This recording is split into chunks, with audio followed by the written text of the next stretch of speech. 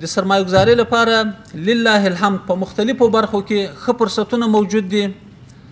اماراتي شرکتونه چې له ډېره وخته یې فعالیت کوو، البته په متفرقه او پاشلي ډول باندې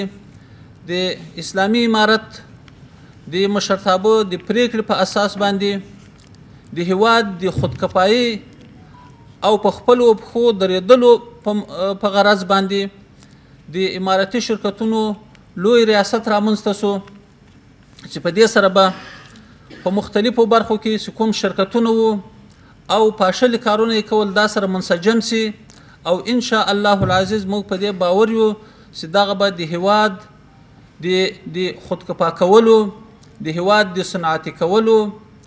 او د اقتصادي استقلال په لور باندې یو ډیر مهم ګام وي. موږ تقریبا 43 شرکتونه لرو چې په مختلفو برخو کې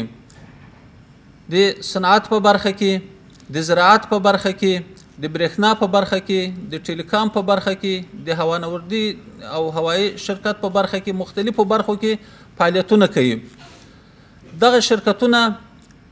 دې ته اړتیا لري چې د موږ سرمایه‌ګزاران راسي دلته سرمایه‌ګزاري وکړي او په هره برخه کې له شته فرصتونو ګټه واخلي. په دې سره به دوی ته دا اسانتیا وي چې شرکتونه له وخته جوړ شرکتونه دي، جایدادونه لري، ظرفیتونه لري، البته سرمایه‌ګزارۍ ته اړتیا ده.